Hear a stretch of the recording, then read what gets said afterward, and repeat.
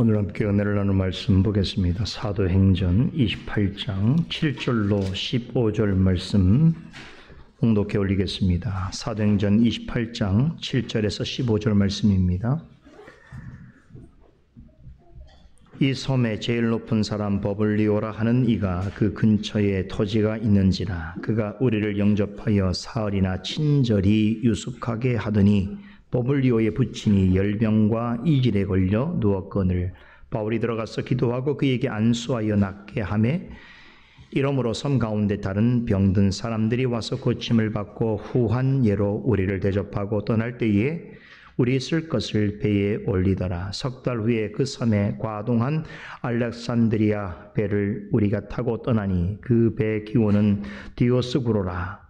수라구아에 대고 사흘을 있다가 거기서 둘러가서 레기온에 이르러 하루를 지난 후 남풍이 일어나므로 이튿날 보디올에 이르러 거기서 형제를 만나 저희의 청함을 받아 이래를 함께 유하다가 로마로 가니라. 거기 형제들이 우리 소식을 듣고 아비오 저자와 삼관까지 맞으러 오니 바울이 저희를 보고 하나님께 살해하고 담대한 마음을 얻으니라. 아멘.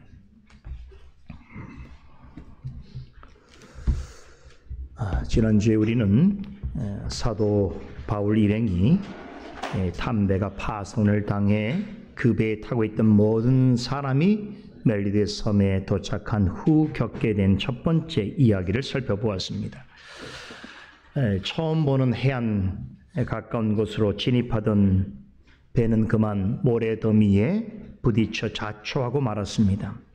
침몰하기 직전에 탈출한 그 배에 탑승한 전원 276명은 다행히도 무사히 구조되었습니다.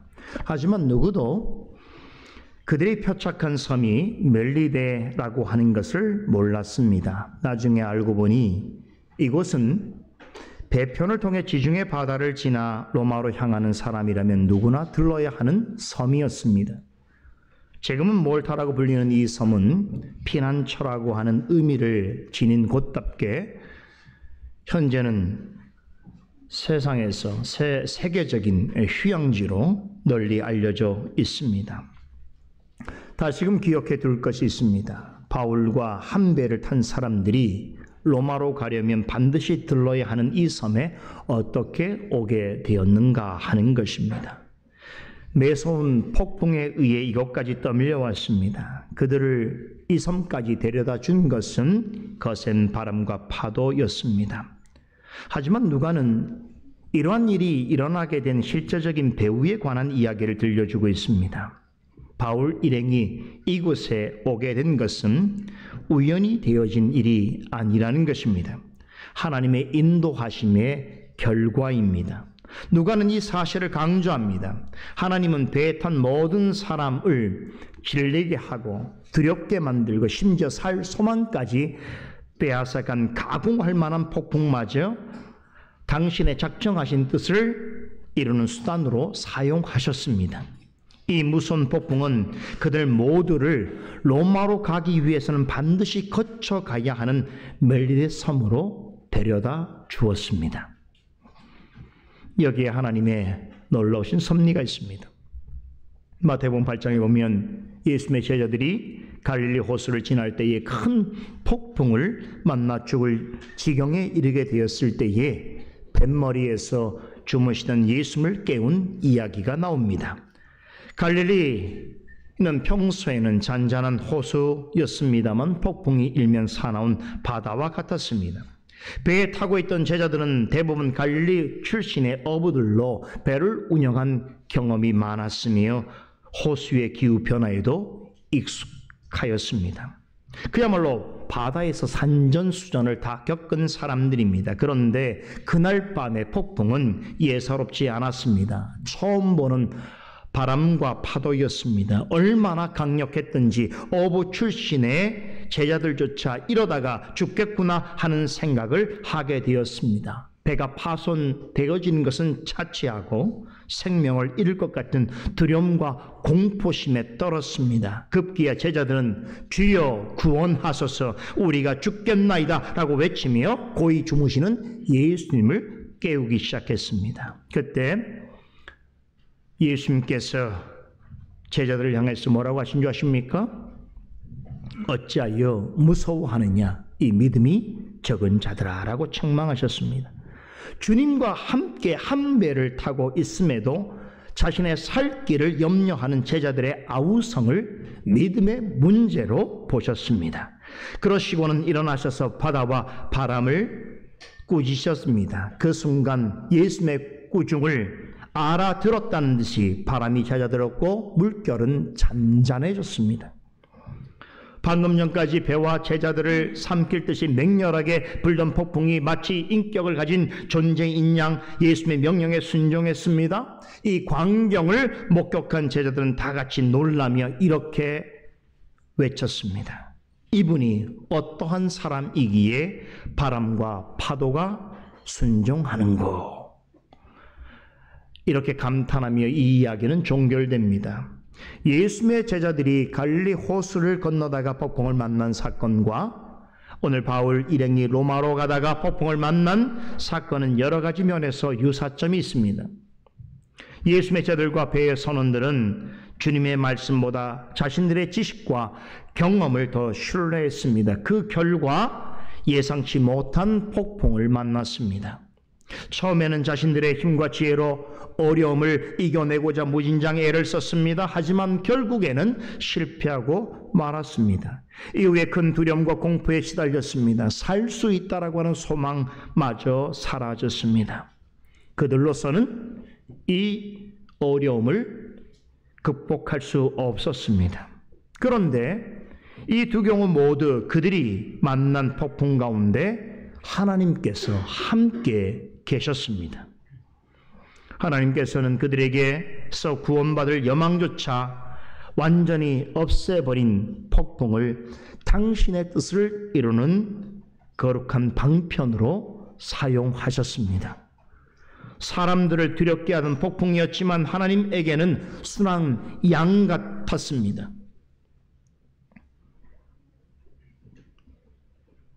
이 두 가지 사건은 다른 내용이지만 동일한 교훈을 전해줍니다. 이 일을 믿음의 눈으로 바라보는 사람은 오직 하나님만이 폭풍 가운데 있는 인생을 지키시고 보호하시는 참된 피난처가 되신다는 사실을 깨닫게 됩니다. 주님께서는 갈릴리 호수의 폭풍 가운데서 말씀 한마디로 격렬한 폭풍을 은혜로운 고요함으로 바꾸어 주셨습니다. 바울 일행이 로마로 향하는 여정길 가운데서 만난 사나운 폭풍으로 하여금 그들을 피난처라는 뜻의 멜리데 섬으로 인도해 주셨습니다. 그리고 폭풍 중에서 하나님의 사자를 통해서 약속해 주신 대로 바울과 함께 이 배에 행선한 모든 사람을 다 구조해 주셨습니다. 그뿐이 아닙니다. 피난처라고 하는 뜻을 가진 섬에 이들을 힘써 도울 자들을 미리 예비해 두셨습니다. 그들은 멜리데 섬의 원주민들로서 보통의 섬 사람들답지 않게 처음 보는 낯선 자들에게 친절과 아량을 베풀 정도로 열린 마음을 지니고 있는 사람들이었습니다. 이들은 우여곡절 속에 무트로 오른 276명 모두에게 온정을 베풀었습니다. 혹자는 이 일을 두고 우연의 일치라고 할지 모르겠습니다. 그 섬에 하필 마음이 선한 원주민들이 있었기에 가능한 일이 아니었겠는가라고 반문할 수도 있습니다. 하지만 누가는 이 일이 있기 한참 전에 하나님께서 바울에게 그들 중에 한 사람도 목숨을 잃지 않게 될 것이라고 하는 말씀을 전했습니다. 그러니까 바울이 탄 배의 모든 사람이 구조를 받게 되었고 멜리데 섬 원주민들로부터 환대를 받게 된 것은 우연한 일이 아니라 하나님께서 섭리를 통해서 그들을 계속해서 돌봐주신 때문이라고 하는 것을 결코 잊어서는 안 됩니다. 하나님은 약속하신 것을 이루시기 위해서 바울 일행을 피난처라는 뜻의 멜리데 섬으로 인도해 주셨습니다. 그리고 그들이 곤경에 처해 있을 때 그 섬 원주민들로 하여금 그들을 힘써 돕고 보살피는 선한 사마리아인이 되게 하셨습니다.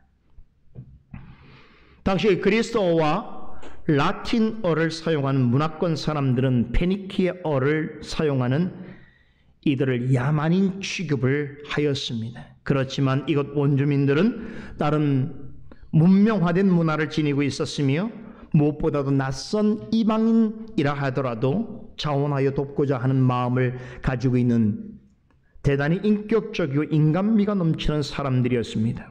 이들은 추운 날씨에 젖은 옷을 입고 비까지 맞으며 부들부들 떨고 있는 사람들을 위해서 불을 피워주었습니다. 그들의 허기진 배를 채워주기 위하여 음식을 내다 주었습니다.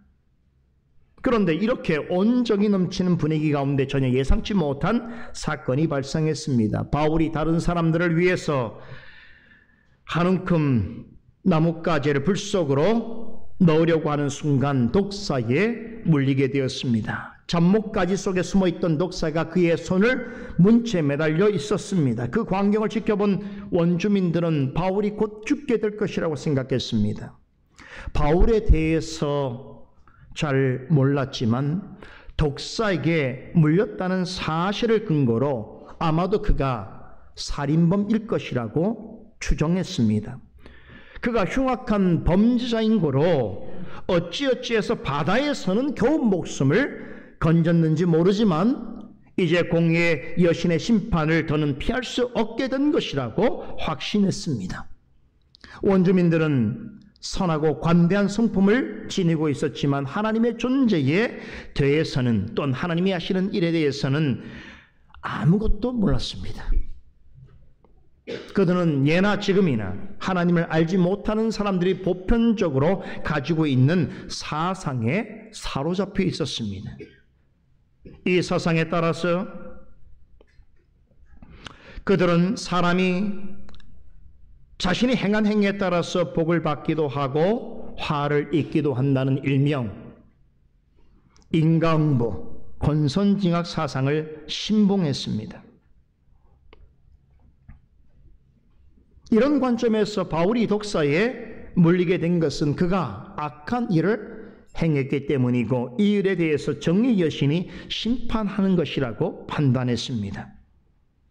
그러므로 이제 곧 바울은 즉사할 것이라고 생각하여 기다렸습니다. 그런데 시간이 지나도 아무 일도 일어나지 않았습니다. 그의 물린 부인은 부어오르지 않았고 그는 거품을 물고 고통스럽게 죽어가야 하는데 바울에게는 어떤 이상 징후도 나타나지 않았습니다. 바울은 멀쩡했습니다. 원주민들로서는 이해할 수 없는 일이었습니다. 바울이 자기 손을 물고 있는 독사를 태연스럽게 불에 떨어뜨리는 광경을 보고는 실로 경악을 금치 못했습니다. 이 사건이 있은 후에 바울을 바라보는 그들의 시선은 180도로 달라졌습니다. 방금 전까지 살인자로 판단했던 사람을 이제는 신의 형상을 입고 있는 신적인 존재로 여기게 되었습니다. 여러분,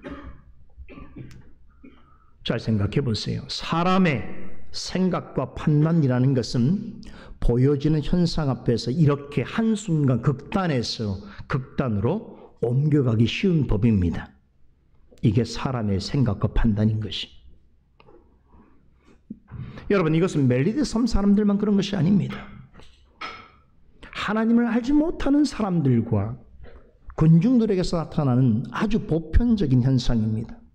이들은 보여지는 현상 너머에 있는 하나님의 오묘한 뜻과 섭리에 대해서 전혀 알지 못합니다. 그저 눈에 보이고 귀에 들리고 몸으로 감각되는 대로 생각하고 판단합니다.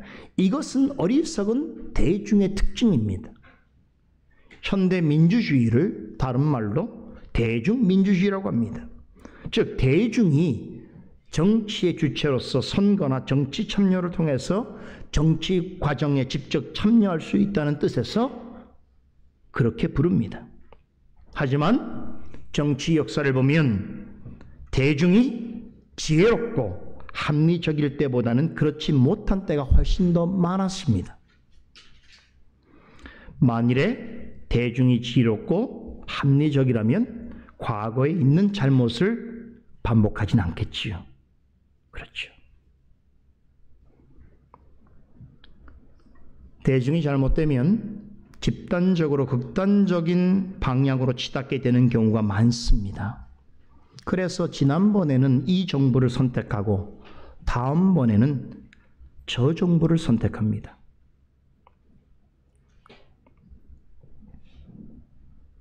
그때는 열광하지만 시간이 조금만 지나면 자신들의 선택이 잘못된 것이었다는 것을 곧 깨닫게 됩니다. 대중은 많은 희생과 고통의 대가를 치른 후에야 정치가들에게 속았다는 것과 지도자를 잘못 뽑았다는 것을 알게 됩니다.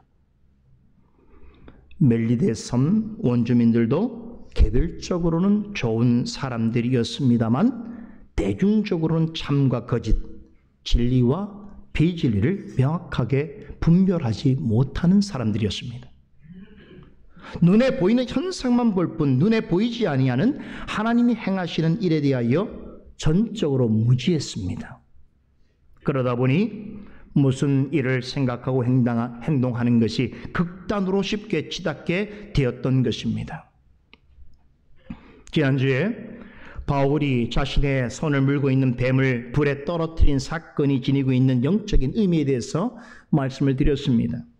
불신 세상을 대변하는 로마로의 진입을 앞두고 그리스도의 부활 이후에 이루어질 그리스도로 말미암는 최종적인 승리를 예고해 주신 일이다라고 말씀드렸습니다. 꼭 기억하십시오.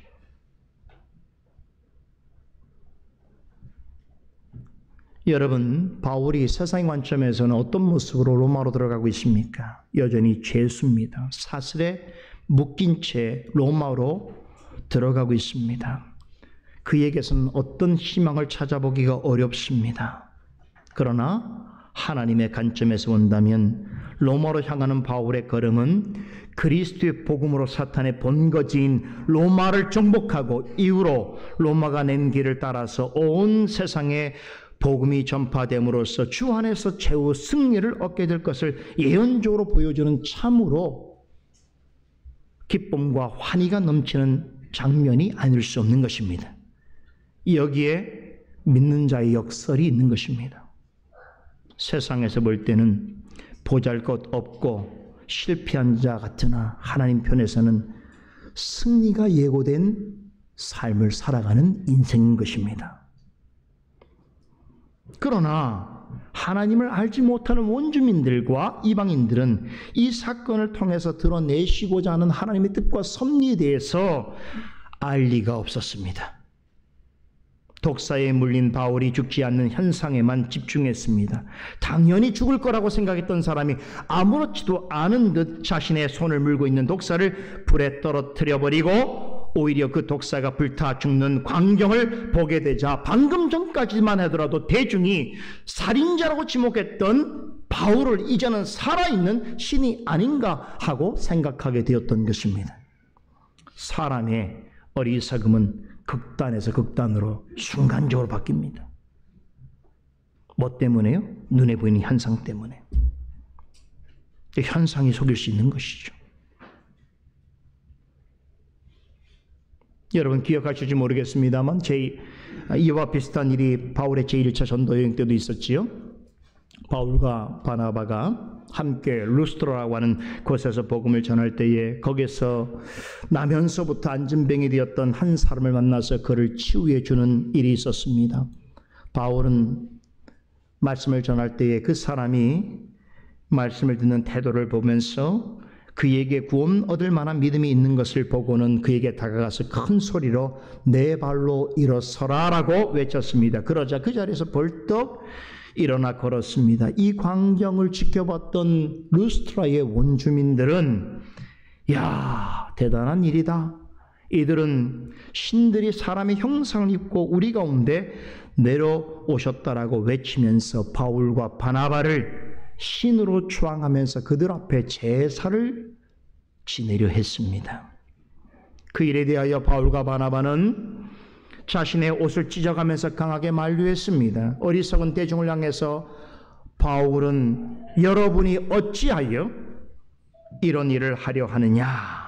우리도 여러분과 같은 성정을 가진 사람이라고 간곡하게 설득했습니다. 이어서 바울은 루스드라에서 안진뱅이를 고쳐준 이유를 이같이 설명합니다. 사도행전 14장 15절에 있는 말씀인데요. 여러분에게 복음을 전하는 것은 이런 헛된 일을 버리고 천지와 바다와 그 가운데 만물을 지으시고 살아계신 하나님께로 돌아오게 함이라. 무슨 말입니까? 치유는 그 자체가 목적이 아니라는 것입니다. 치유는 그리스도의 복음을 전파하기 위한 수단에 불과합니다. 바울에 따르면 치유와 함께 복음을 전하게 하신 목적이 어디 있는가 하면 세상의 헛된 것들을 신인 줄 알고 믿는 어리석은 삶으로부터 돌이켜서 살아계시고 참되신 하나님께로 돌아오게 하시기 위하여 보여주는 강력한 메시지인 것입니다. 너희가 믿는 신이 참 신이냐? 라고 하는 것을 증명하시기 위해서 때로 기적을 사용하셨습니다. 루스트라에서 일어났던 일이 멜리데 섬에서도 일어났습니다. 이 섬의 원주민들도 루스트라 원주민들이 그랬던 것처럼 기적적인 현상을 목격하고는 바울을 살아있는 신으로 섬기려 했습니다. 놀라운 것은 하나님께서는 잠시 동안 이나마 그들이 바울을 이렇게 높이고자 하는 일에 대하여 허용하셨습니다. 그렇게 하신 이유가 있습니다. 그것은 그 사건을 통해서 원주민들이 바울이 전하는 복음을 받아들일 수 있는 마음을 가지게 하시기 위해서였습니다. 캘빈 목사님은 사도행전 주석에서 이 부분을 참 흥미롭게 해석합니다. 바울이 독사를 떼어 내버린 사건을 바라본 원주민들은 이후에 바울이 3개월 동안 이 섬에 머무는 동안 그로부터 많은 가르침을 받게 되었고 그 과정에서 바울이 행한 기적이 전적으로 하나님에 의하여서 발생하게 되었다는 것을 깨닫게 되었을 것이라고 해석합니다. 저는 칼빈 목사님 해석에 동의합니다. 그러니까 처음에는 그게 무슨 의미인지를 모르죠.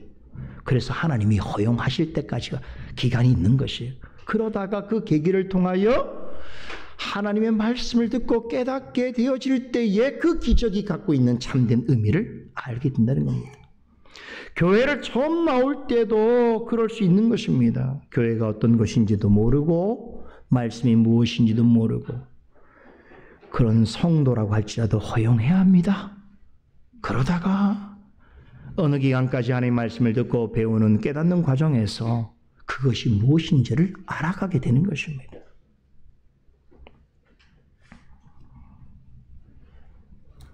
바울이 독사에 물렸어도 조금도 해를 당하지 않게 된 사건은 바울 자신과 믿는 자들에게 있어서는 그리스도 안에서 얻을 최종적인 승리에 대한 확신을 가져다 주는 일이 되었던 것이고, 멜리데 섬 원주민들과 같이 하나님을 알지 못하는 자들에게 있어서는 복음에 좀 더 귀를 기울이고 그리스도를 주로 믿고 시인할 수 있는 길을 여는 일이 되어졌습니다.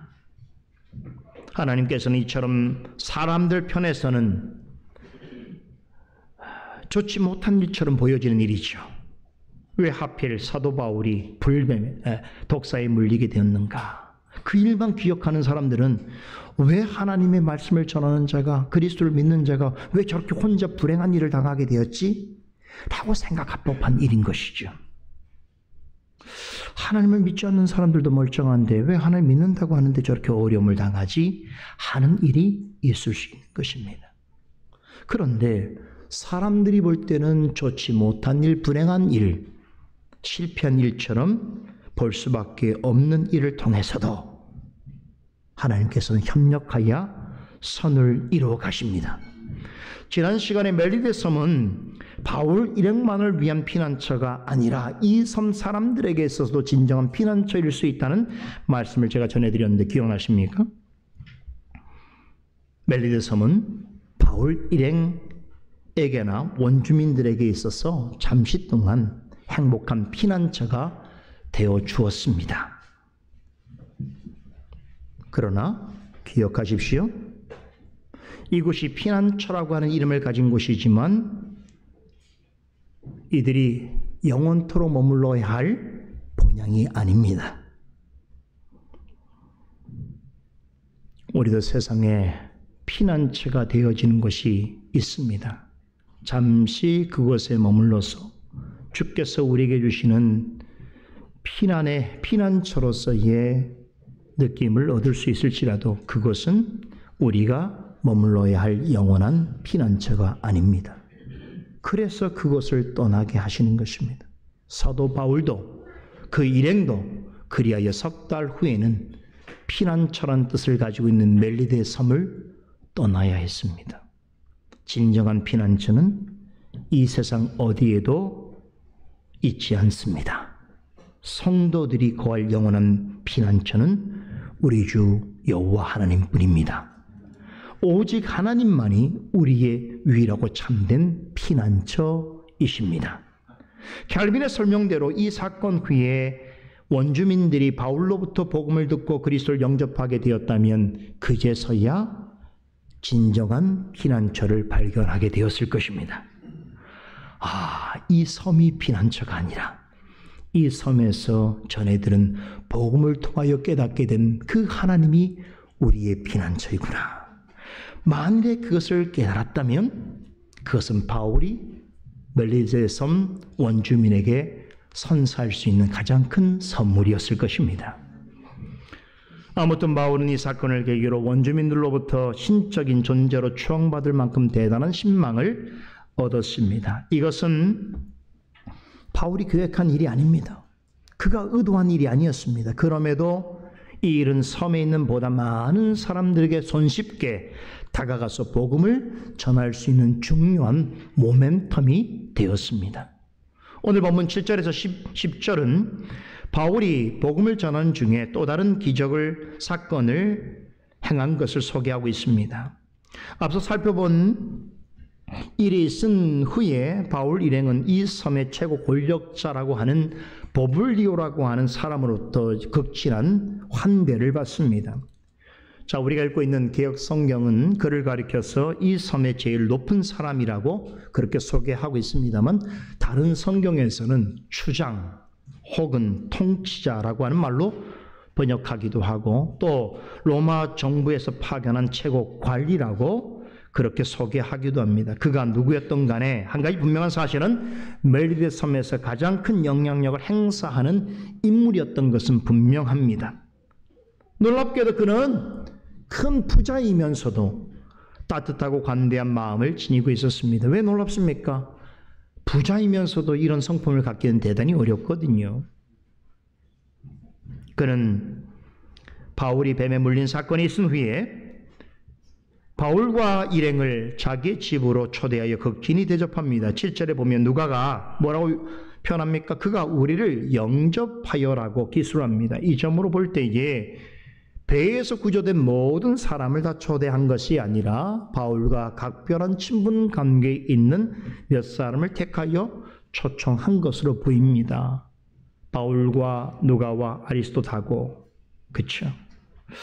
그리고 또 이 배의 최고 책임자인 백부장 율리오도 초대받았을 것으로 생각이 듭니다. 왜냐하면 바울은 법적으로 여전히 죄수의 신분이었기 때문에 그를 로마로 이송하는 책임을 맡고 있는 백부장도 그 자리에 동석했을 가능성이 매우 높습니다.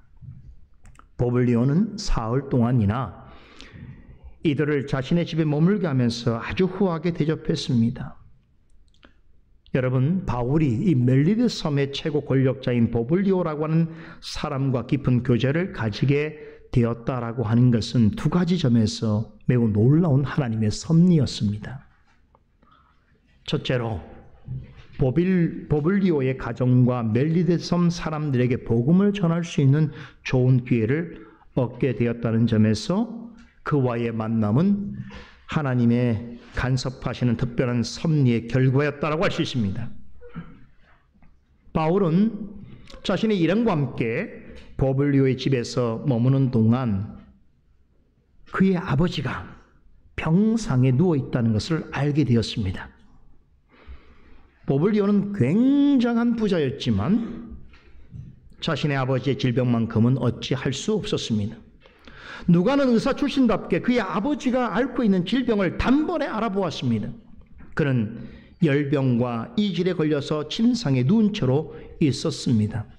누가가 진단한 열병과 이질은 당시 지중해 연안 지방에서 흔하게 발생하는 위중한 질병이었습니다. 열병은 지중해 해역에 오랫동안 널리 퍼져 있던 일종의 말라리아와 같은 종류의 전염병이라고 합니다. 이 병에 걸리면 극심한 고통이 주기적으로 찾아오는데 평균적으로는 4개월 동안 계속되어지고 길게는 2, 3년 동안 지속되어진다고 합니다. 심한 경우에는 목숨을 잃기도 합니다. 흥미로운 점은 이 질병이, 이 열병이요, 20세기 초까지만 하더라도 아주 치명적인 전염병으로서 분류되어 있었습니다. 지금은 그 후에 백신이 개발되어서 치명성은 없습니다만 지금부터 100년 전까지만 하더라도 우리가 얼마 전에 겪었던 코로나19처럼 상당히 위협적인 질병이었습니다. 어떤 기록에 따르면 19세기와 20세기 초에 몰타에 주둔해 있던 영국군들에게 발병해서 무려 570명 이상의 사람들이 사망했다라고 합니다. 그만큼 요주의 전염병입니다. 그런데 1887년에 가서야 이 병을 일으키는 병원체가 몰타 섬에 있는 염소 젖에서 나온다는 것이 의학적으로 밝혀졌습니다. 오늘 본문에 나오는 버블리오의 아버지가 1887년에 의학적으로 그 모든 것이 증명된 같은 병이었다는 사실을 생각해보면 참 놀라운 사실이죠. 그죠? 성경이 얼마나 대단한 문서이자 말씀인가라는 것을 우리가 새삼 생각하게 되는 것이죠. 그의 아버지는 열병 말고도 이질이라고 하는 질병도 앓고 있었습니다. 주로 대장에서 발생하는 질병인데 급성 설사와 피에 점막이 섞여 나오는 심한 복통을 일으킨다고 합니다. 우리나라에서도 콜레라와 함께 대표적인 전염병으로 분류되어 있습니다.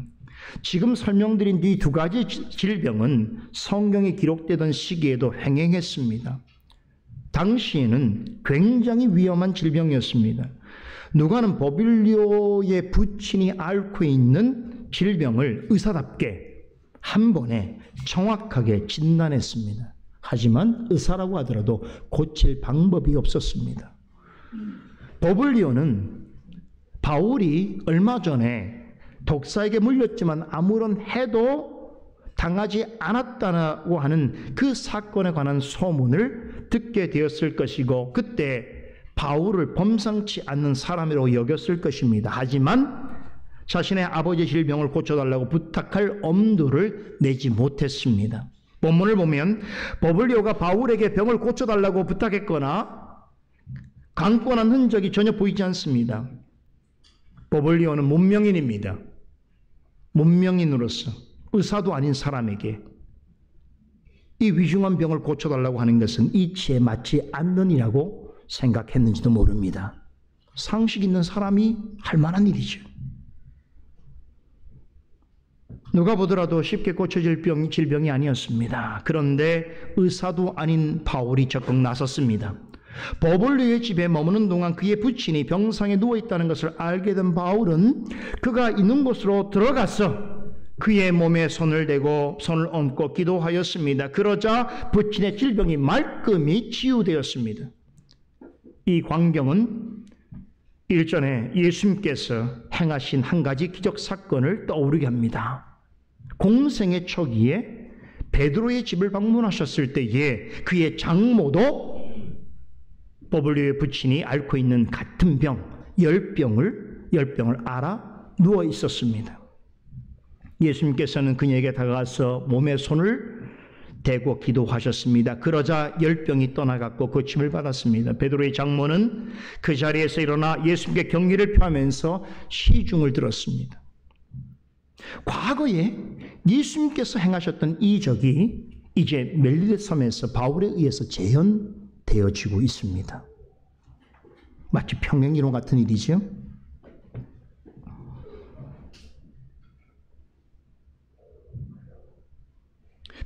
베드로의 장모와 같은 질병에 걸린 버블리오의 부친을 치유해 주었습니다. 이 두 가지 사건은 이외에도 중요한 공통점이 있습니다.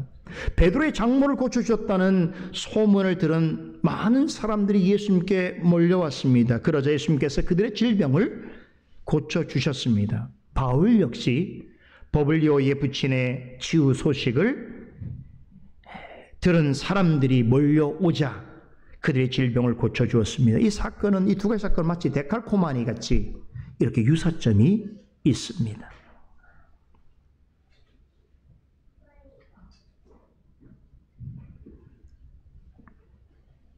그럼에도 두 가지 사건에는 주목해 보아야 할 한 가지 중요한 차이점이 있습니다. 누가는 예수님의 치유 사건에서는 주어를 명확하게 예수님이라고 기록한 반면에 오늘 본문에서 바울이 버블리오의 부친을 고쳐준 사건에서는 아주 매우 독특한 표현을 사용하고 있습니다. 이 부분은 우리 한글 성경에서는 찾기 어렵습니다. 오늘 8절 하반절에 보면 그에게 안수하여 낫게 하며라고 하는 표현이 나오는데요. 헬라 원문 성경에서는 이 문장이 문법적으로 중간태 시상으로 기록되어 있습니다. 여러분, 중간태라고 하는 문법의 기본 의미가 뭐냐면 주어가 스스로 행하는 것을 나타냅니다. 무슨 말인고 하니 바울이 버블리오의 부친의 몸에 손을 얹고 안수할 때에 그의 몸이 나았다는 말을 누가는 원문 성경에서는 중간태 시상으로 기록하였는데 그것은 바울이 그의 병을 낫게 하였다는 의미가 아니라 그의 아버지의 병이 주어입니다. 그리고 하나님의 능력으로 인하여 스스로 낫게 되었다라고 하는 의미를 전하고 있는 것입니다. 우리말 성경은 바울이 버블리오의 부친에게 안수 기도하여 질병을 낫게 한 것으로 묘사하고 있지만 원문 성경에서는 질병이 하나님의 능력으로 인해 스스로 회복하게 되었다라고 하는 의미로서 기술되어 있습니다. 누가가 이런 방식으로 기록한 데는 아주 분명한 메시지가 있습니다.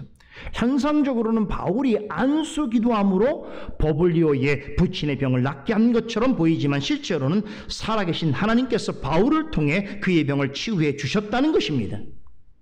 본문 9절도 이 점을 강조하기 위해서 누가는 수동태 문장을 사용하고 있습니다. 9절을 보세요. 이러므로 섬 가운데 다른 병든 사람들이 와서 고침을 받았다라고 하지요. 버블리오의 부친이 고침을 받았다는 소문을 들은 섬에 있는 많은 병자들이 바울에게도 몰려왔습니다. 너무나 당연한 일이겠지요. 바울은 버블리오의 부친에게 한 대로 그들을 위해서 기도해 줬고 그때 각종 질병을 앓고 있던 사람들이 고침을 받게 되었는데 그런데 누가는 이 사실을 병든 사람들이 와서 고침을 받았다라고 표현합니다. 여기서 고침을 받고라고 하는 말의 원문표는 수동태 문장으로 기록되어 있습니다. 누가는 바울이 그들을 고쳤다라고 말하지 아니하고 그들이 누군가에 의하여 고침을 받았다는 사실을 강조하기 위해서 이 문장을 수동태로 기록한 것입니다. 질병을 앓고 있는 사람들을 위하여 기도하고 안수한 것은 바울이지만 실제로 그들이 질병을 고침받게 된 것은 하나님의 은혜와 능력 때문이라는 것을 부각시키기 위해서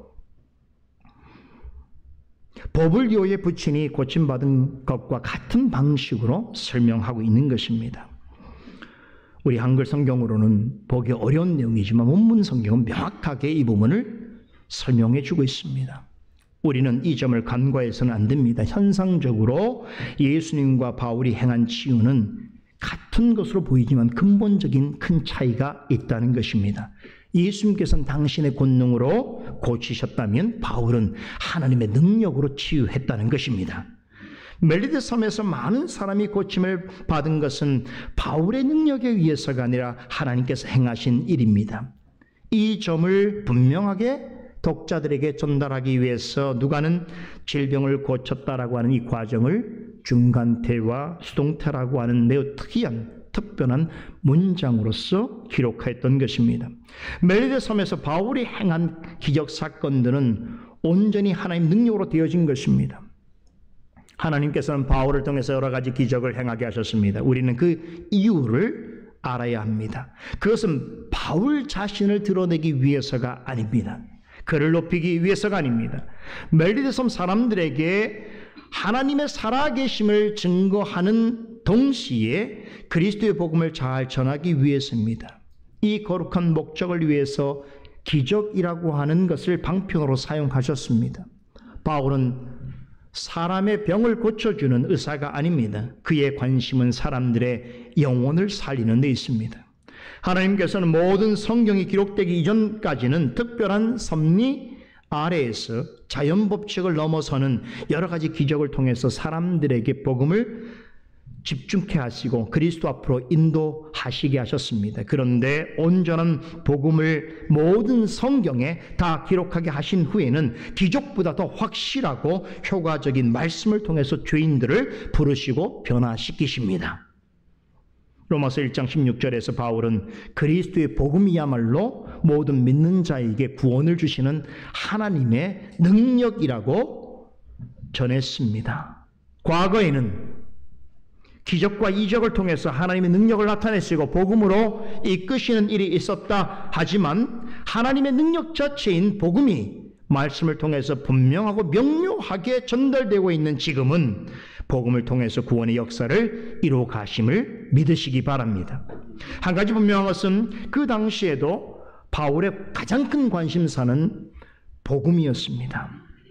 예수님과 마찬가지로 바울은 사람들의 질병만 고쳐준 적은 단 한 번도 없습니다. 병을 고치는 일은 의사가 할 일입니다. 바울은 육체의 질병이 아니라 영혼을 고치는 자로서 부름받았습니다. 바울은 주님께서 자신을 사도로 부르신 목적을 잘 알고 있었습니다. 그러기에 병든 자들을 치유해 주는 사역을 할 때에도 복음을 전하는 일을 게을리하지 않았습니다. 멜리데 섬에서도 그리하였을 것입니다. 보블리오의 부친의 질병을 고쳐줄 때나 그 일에 관한 소문을 듣고 찾아온 많은 병자들을 고쳐주면서 결국에는 그 일을 통해서 그들에게 복음을 전하였을 것입니다. 멜리데 섬에서 병자를 고치는 사역을 한 것은 그들에게 복음을 전하기 위함 때문이었습니다. 이 부분에서도 우리는 하나님의 특별한 섭리를 보게 됩니다. 하나님께서는 바울이 로마에 들어가기 전에 멜리데 섬에 석 달 동안 머물게 하심으로 그로 하여금 앞으로 로마에서 복음을 증거할 사역을 미리 준비하고 경험하게 해주셨습니다. 그렇게 하게 하심으로 로마를 향하는 바울의 걸음에 힘을 내게 하시고 로마로 이끄시는 주님의 손길을 더 의지하고 주님 안에서 큰 소망과 확신을 가질 수 있게 해주셨습니다. 그러니까 멜리데 섬에서의 사역은 로마에서 앞으로 진행될 사역의 일종의 예고편적인 성격에서 그에게 이미 나타내 보여주신 것입니다. 자, 이제 바울이 멜리데 섬에서 가장 유력한 인물이었던 보블리오라고 하는 사람과 깊은 교제를 나눌 수 있는 기회를 가지게 된 것이 어떤 점에서 하나님의 섭리였는가? 두 번째 이유를 말씀드리겠습니다. 둘째는 하나님은 놀라운 방식으로 바울 일행으로 하여금 로마에 입성할 수 있는 모든 환경과 조건을 조성해 주시기 위해서 보블리오라고 하는 인물을 만나게 해주셨습니다. 참 바울은 멜리데 섬에서 석 달 동안 머물면서 마치 자신이 유대인이나 헬라인이나 야만인이나 그 누구에게 빚진 자처럼 자신이 빚을 진 자인 것처럼 기회가 있을 때마다 하나님이 기뻐하시는 선한 일을 행했습니다. 많은 사람의 질병을 고쳐주었습니다. 무엇보다도 하나님을 알지 못하는 사람들에게 복음을 전했습니다. 이에 인간미 넘치는 마음을 가진 멜리데 섬 사람들과 보블리오는 감사와 존경의 의미로 바울 일행이 떠날 때에 그들에게 필요한 모든 물품을 제공해 주었습니다. 10절은 이 사실을 이렇게 전합니다. 후한 예로 우리를 대접하고 떠날 때에 우리 쓸 것을 배에 올리더라. 그들은 바울 일행이 멜리데 섬에 머무는 동안에도 아주 극진하게 대접해 주었지요. 그뿐 아니라 바울 일행이 섬을 떠나려고 하자 필요한 물건들을 배에다 직접 실어다 주었습니다. 참 아름다운 광경이지요. 3차 전도 여행 때에 바울이 밀레도에서 에베소 장로들을 초청해서 그들에게 고별 설교를 전하고 그것을 마치고 나서 그들과 헤어지던 장면을 떠오르게 하는 내용입니다. 바울은 이 땅에서 다시는 만나볼 수 없을지도 모를 에베소 교회의 장로들을 한 사람씩 돌아가면서 작별을 고하게 될 때에 장로들이 마치 약속이나 한 듯 크게 울면서 바울의 목을 끌어안고 입을 맞추면서 마음 깊은 곳에서 우러나오는 그에 대한 진정한 사랑과 존경의 마음을 표현했었지요. 그의 얼굴을 다시는 이 생에서 볼 수 없을지도 모른다는 생각에 눈물을 흘리면서 그럴 수밖에 없었겠죠. 사도 바울이 3년이나 가장 오랫동안 목회한 교회인데요. 그죠? 그 교회 장로들이 어떤 사람들이었겠습니까?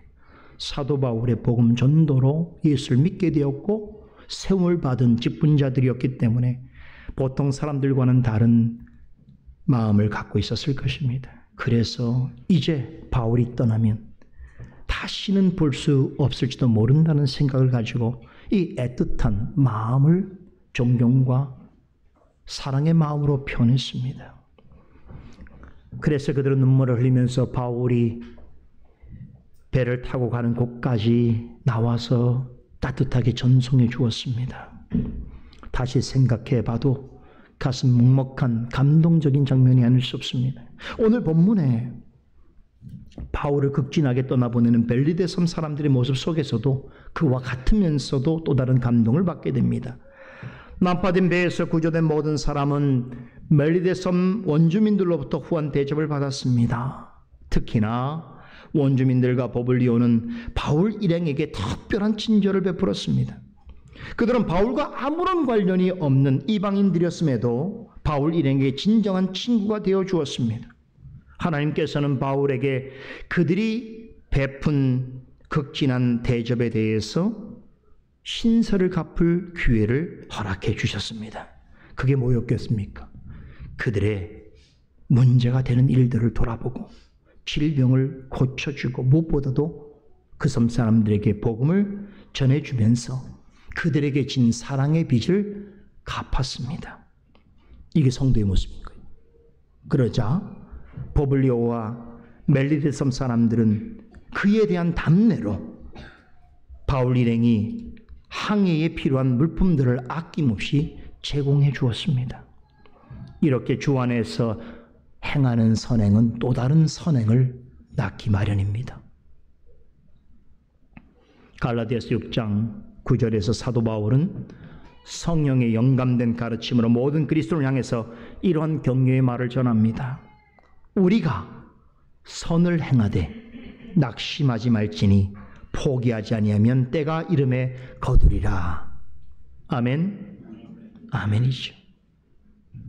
우리가 선을 행하되 낙심하지 말지니 포기하지 아니하면 때가 이름에 거두리라.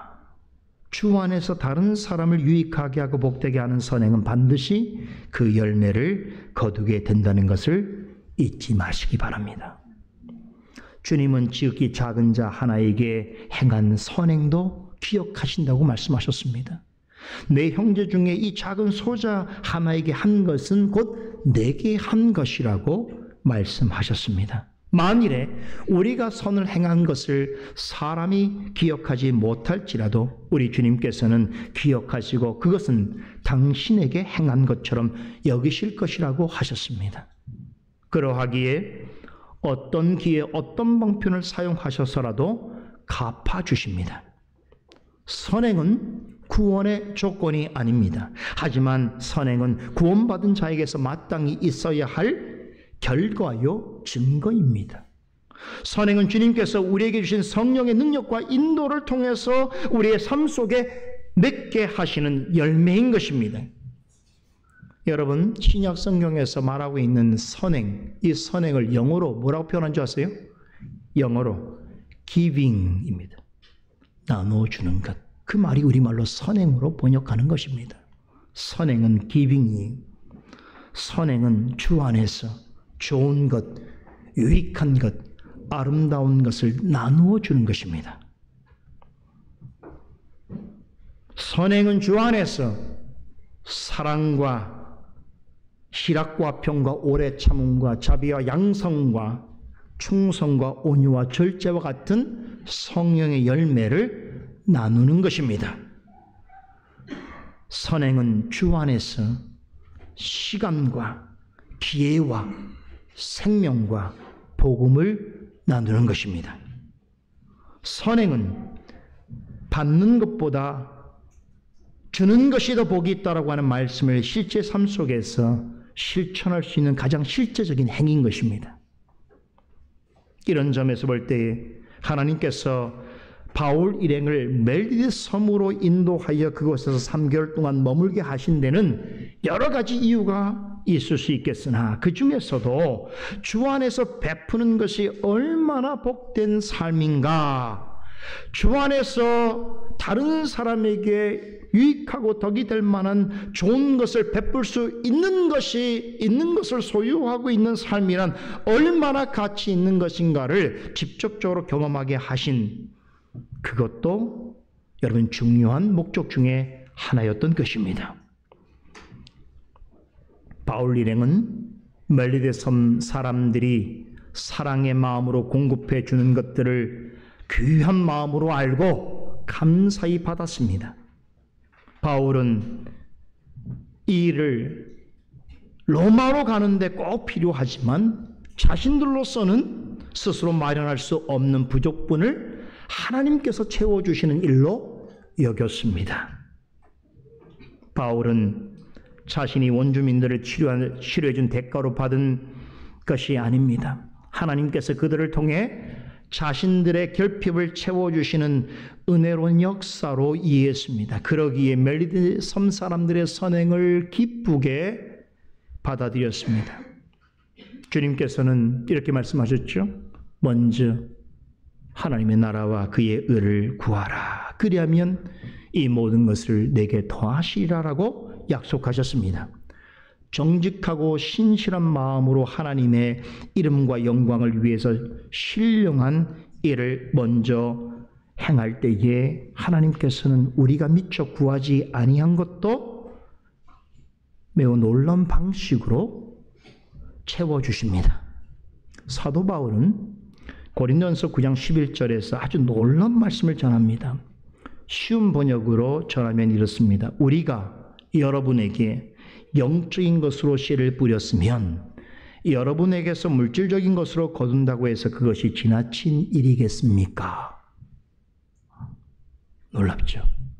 우리가 하나님에 관한 신령한 일을 행할 때에 하나님께서 그 일에 대한 대가로 우리에게 물질을 열매로 주신다고 해도 이상한 일은 아닙니다 라고 말한 것입니다.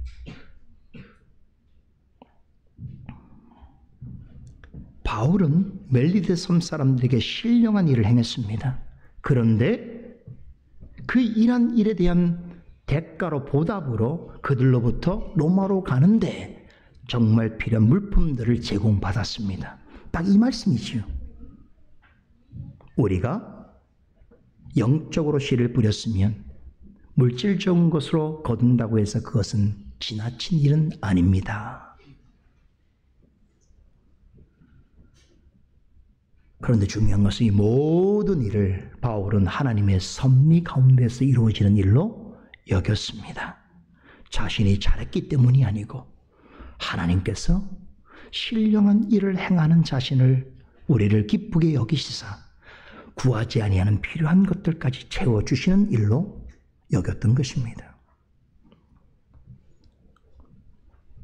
그렇기 때문에 바울이 이 말을 우리가 마음에 담아야 하는 거예요.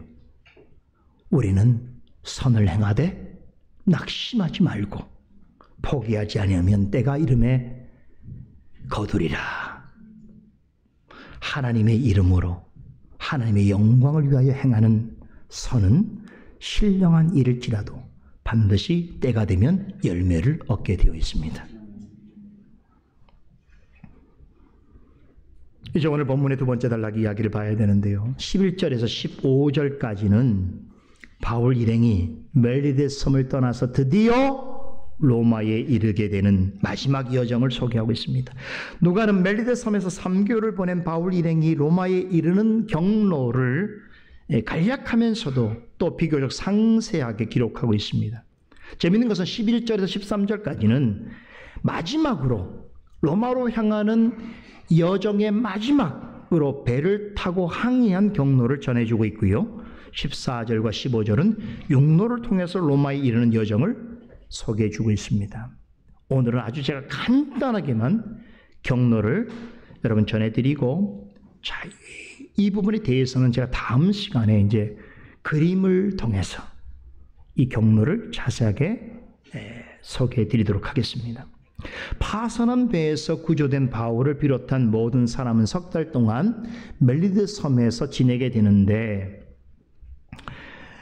여기서 보니 3개월은 정확하게 말하면 11월, 12월, 1월까지의 기간을 의미합니다. 이 기간이 지중해에서는 겨울이에요. 이 석 달 겨울 시즌 동안 멜리드 섬에서 지내게 되었던 것은 항해가 어려웠기 때문에 그렇습니다. 그래서 이제 겨울이 지나고 항해가 가능해진 이른 초봄, 다시 말하면 2월 초 정도 되겠지요. 혹은 2월 말 정도가 되는데, 이쯤이 되자 비로소 멜리드 섬을 떠나게 됩니다. 그런데 이전에 타고 온 배는 어떻게 됐습니까? 파손했잖아요. 그건 침몰해 버렸어요. 배가 없는 상황이지 않습니까? 그렇다면 로마로 가야 될 새 배를 찾아야 하겠지요. 때마침 멜리드 섬에 정박해 있던 한 배가 있었는데, 이게 또 다른 이름이에요. 또 다른 알렉산드리호라고 하는 이 배가 곡물을 싣고 로마로 향하기 위해서 멜리드 섬에 정박하고 있었습니다. 그래서 이 배를 타고 드디어 로마를 향하여 출항하게 되는 것이지요. 멜리데를 떠난 배는 북향하여 이탈리아 최남단에 있는 가장 큰 섬인 시칠리아의 남동 해안에 있는 아주 중요한 항구이자 시칠리아 로마 정부의 수도인 수라구사라고 하는 곳에 도착합니다. 여기서 사흘을 체류한 후에 이탈리아 반도 남쪽에 위치한 레기온이라는 곳으로 향하게 됩니다. 여러분, 제가 오늘 말씀드리는 이 지명은 기억 안 하셔도 됩니다. 이런 경로만 있다는 것만 이해하시면 돼요. 제가 다음 시간에 여러분들이 머리에 잘 들어갈 수 있도록 설명을 드릴 테니까, 어떤 경로를 통해서 로마로 가고 있구나라는 정도만 이해하시면 됩니다. 자, 다음 날 남풍이 부는 것에 맞춰서 지체 없이 이탈리아 남부에 있는 가장 유명한 항구 도시인 보디올을 향해서 항해를 하는데, 이 레기온에서 보디올까지는 340km 정도 떨어져 있습니다. 그런데 마침 순풍이 불어서 이틀 만에 도착할 수 있었습니다. 이곳은 일종의 국제도시로 여기에 많은 디아스포라 유대인들이 거주하고 있었습니다. 더군다나 기억할 것은 보디올은 바울 일행이 배를 타고 항해한 마지막 기착점입니다. 이 말은 이곳에서부터 로마까지는 이제 도보로 가게 되는 것이죠. 육상으로는 220km 정도 되는데요. 이로써 보디올에 도착한 바울 일행은 그동안의 긴 해상 여행을 끝내고 여기서부터는 걸어서 로마로 가게 됩니다. 자, 이 보디올에서 로마까지는요, 한 220km 정도지만 이 로마로 이르는 이 길은 모든 로마의 길 중에서 가장 똑바르고 가장 완벽하게 만들어진 길이라고 평가받는 그 유명한 아피온 가도입니다. 바울 일행은 이 길을 따라서 로마로 가게 되는데, 이 길을 따라가면 건강한 장정 정도라면 한 5일 정도 걸으면 로마에 도착할 수 있다고 합니다. 자, 그런데요, 바울은 보디올에서 곧바로 로마로 향하여 가지 않습니다. 일주일간 여기서 머무릅니다. 왜냐하면 이곳에 그리스도를 믿는 믿음의 공동체와 형제들이 함께 지내기를 원했기 때문입니다. 누군가가 전한 복음의 씨가 이곳에서 귀한 열매를 맺고 있었습니다. 이곳에 있던 믿음의 형제들은 바울에 대해서 어느 정도 알고 있었을 것입니다. 그래서 그가 로마로 가는 소식을 듣고 그와 잠시라도 함께 머물기를 바랬던 것이지요. 바울은 그들의 청을 받아들여서 일주일 동안 그들과 함께 지내게 됩니다.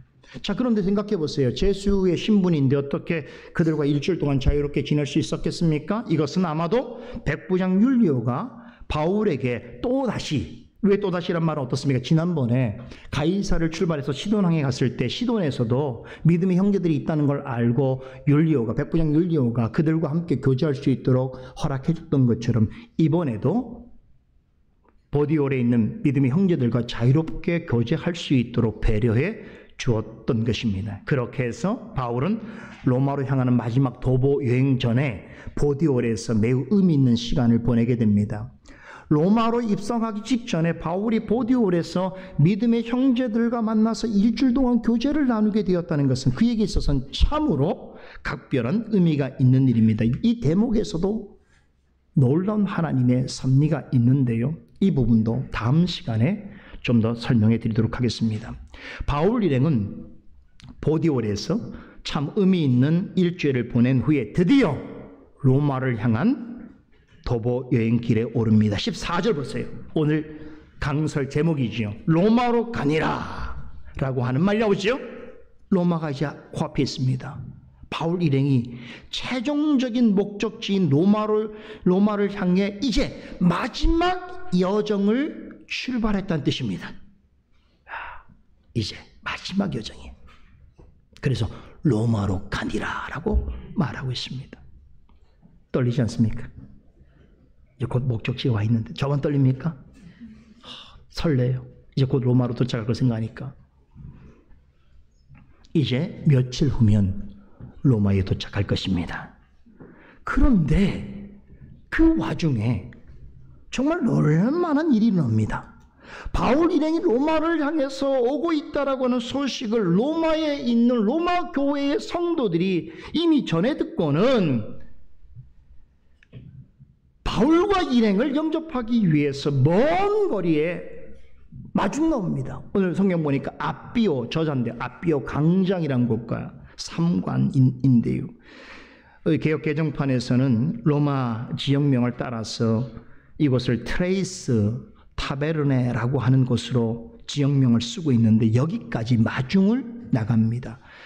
아비오 광장은 로마로부터 약 69km에 위치해 있다고 하고요. 트레이스 타베르네라고 하는 것은 약 55km 정도 떨어진 곳에 있다고 합니다. 이 두 곳은 오늘날로 말하면 고속도로에 있는 만남의 광장입니다. 휴게소예요. 사람들이 이 아피온 가도를 다닐 때에 쉬어갈 수 있는 곳이거든요. 모든 사람들이 알고 있는 곳이죠. 여기까지 오게 됩니다. 로마에 있던 그리스도인들은 두 편으로 나누어서 바울 일행을 영접하기 위해서 하룻길을 남쪽으로 걸어옵니다. 이 내용이 15절에 나옵니다. 우리 다 같이 한번 15절 읽어볼까요? 거기 형제들이 우리 소식을 듣고 아비오 저자와 삼강까지 맞으러 오니 바울이 저희를 보고 하나님께 사례하고 담대한 마음을 얻으니라. 이로써 바울 평생에 그토록 가고자 했고 만나보고자 했던 로마에 있는 교회 성도들을 처음 마주하게 됩니다. 로마에서가 아니고 로마에 진입하기 전에 만납니다. 여러분, 로마 교회 성도들 또한 바울을 얼마나 만나기를 간절히 바랬겠습니까?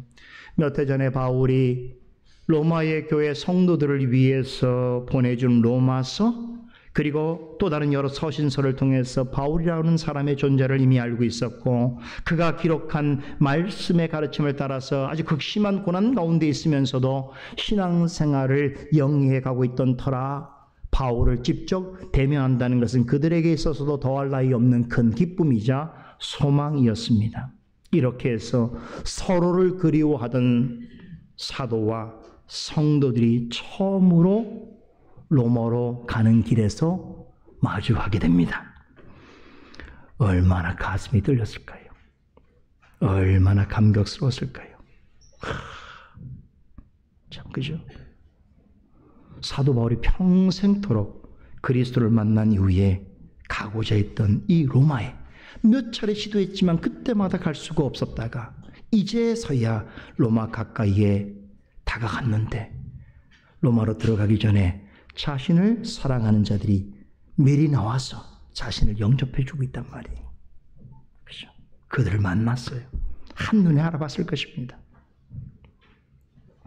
여러분 생각해 보세요.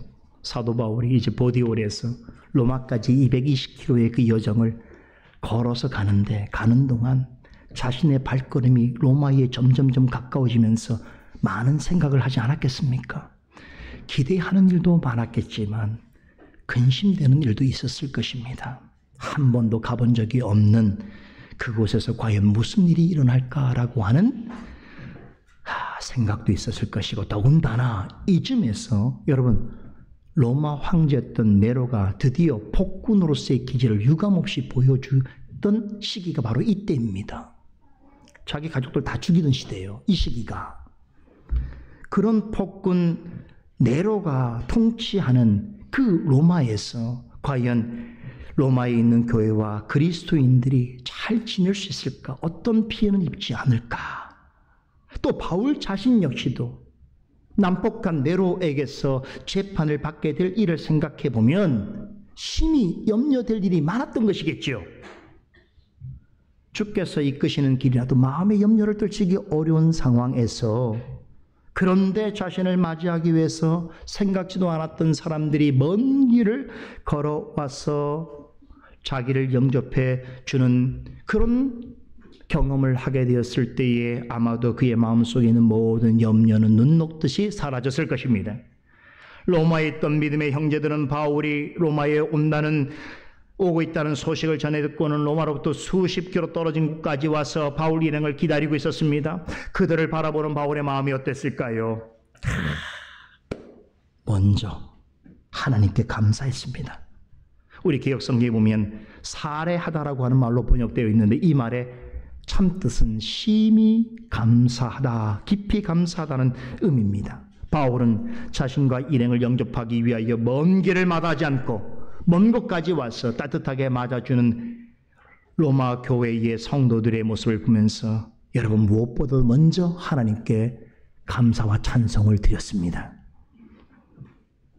여러분, 몇 년 전에요? 3년 전이거든요. 로마서를 기록해서 보낼 때가, 그 로마서를 기록했을 때 로마서의 그 서론에서 이미 사도 바울은 이렇게 감사의 마음을 전한 적이 있습니다. 나는 먼저 여러분 모두의 일로 인하여 예수 그리스도를 통하여서 나의 하나님께 감사를 드립니다라고 하는 말을 로마서 서론에 썼습니다. 바울은 로마에 있는 그리스도인들을 만나보기도 전에 그들이 로마에서 믿음을 지키고 교회를 세워가고 있다는 소식을 전해 듣고는 하나님께 감사의 고백을 드렸었습니다. 그런데 그런 이들을 이제 곧 이들을 직접 만나게 되었으니 이 얼마나 감사한 일입니까? 그렇죠? 생각해 보세요. 여기까지 온 모든 가정들이 머릿속에 필름처럼 지나가지 않았겠습니까? 그런데 지금 로마로 들어가기도 전에 자신을 사랑하는 로마 교회 성도들 여러 사람들이 와서 자신을 맞이해 주고 있다는 일에 대하여 하나님께 감사와 찬송을 드릴 수밖에 없었던 것입니다. 감사한 일이 더 많았겠지만 다음 시간에 말씀드리겠습니다. 바울은 자신과 일행을 마중 나온 로마에 있는 믿음의 형제들을 보고는 감사하는 마음과 함께 담대한 마음을 얻게 되었습니다.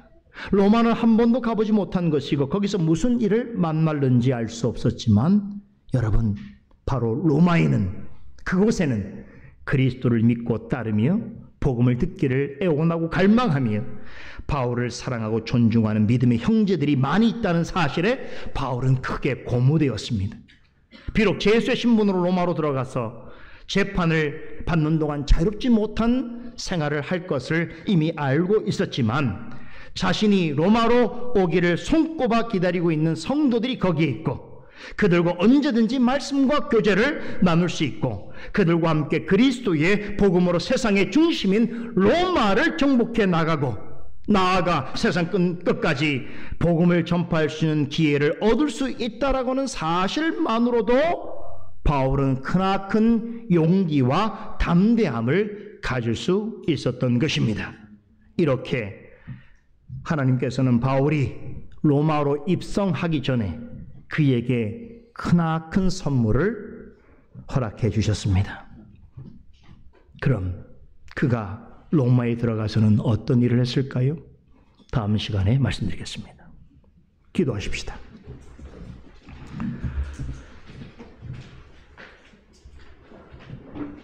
거룩하신 하나님, 사도 바울과 그의 일행이 로마로 향하는 그 길을 들으면서 우리의 개인의 신앙의 여정과 또 우리 교회가 가는 신앙의 발걸음을 생각하게 되어집니다. 오 하나님, 목적을 두시고 이끌어 가시는 하나님의 뜻에 참으로 찬송과 영광을 돌리옵나이다. 그 목적을 반드시 선하게 이루시는 줄 믿사오니 사도 바울과 그 동역자들처럼 우리도 그러한 일에 선한 도구로 사용하여 주시옵소서. 우리 교회 역시도 그러한 주님의 뜻에 합당한 교회로서 하나님께 영광 돌릴 수 있도록 주여 함께하여 주시옵소서. 감사드리며 예수 그리스도 이름으로 기도드리옵나이다. 아멘.